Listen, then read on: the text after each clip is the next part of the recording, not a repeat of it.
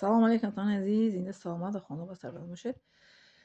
من و مادر همتیم خطابی کردگیان که هیچ گاه دهانی آدم رو پوشیده نمی شود. برای من اگر از حامله‌داری مادرم اگر من دعوت مادرم بگیر اگر به شما تو این روزا نقل کردم کو شما باز سوالاتو نمیتیم، باز سوال پیدا میشه، باز سوال پیدا میشه، باز سوال پیدا میشه.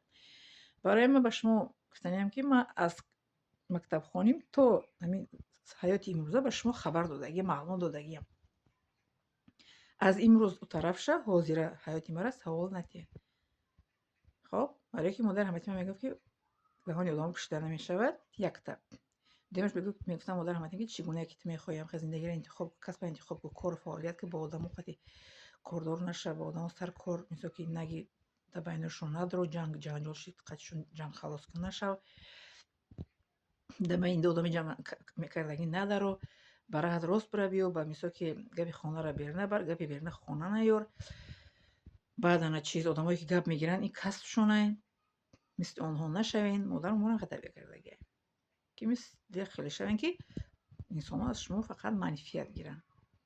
برای همین من اگر 100 سوال شما جواب بدم که با سوال میتونم برای همین من یگان سوال زیادتی شما جواب نمیتونم.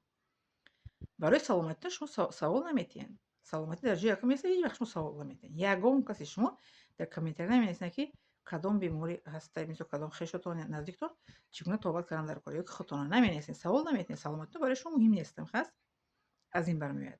دویمش یگان سوال درباره مثل که عبادتتون نمیتونین. درباره روزه نماز نمیتونین. با شما هم این یا که معلومات داره یا که شما ماره مثل که فکر میکنید که من جواب داده نمیتونم. از سوالای غیر اینه شما همیشه مثال میخواین که جواب گیرید.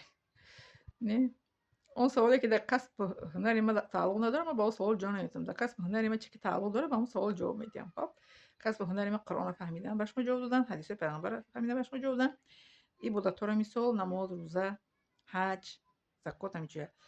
بعد کس من دکتری مثال درباره توبه باش میتونم فهمونم. کس من مثال حجامت دارم سرتیفیکت حجامت گلوتراپی شروع درمانی косметические روی دست حجامت کردن میتونم سوال جواب بدم. در این سوال ها کردیم من جواب میدم.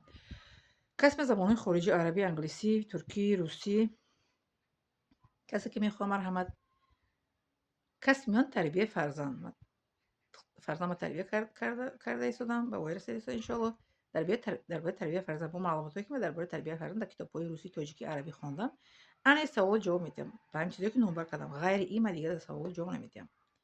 التماس با دقت گوش کنین چیزای مرا ویدیوی مرا چیزی که من نمبر کردم به همون سوال میتونین جواب میدم. غیر آنها من به شما جواب نمیدم. خب زنده سلامت خانه با سربلند باشید همتون عزیز مهربانم.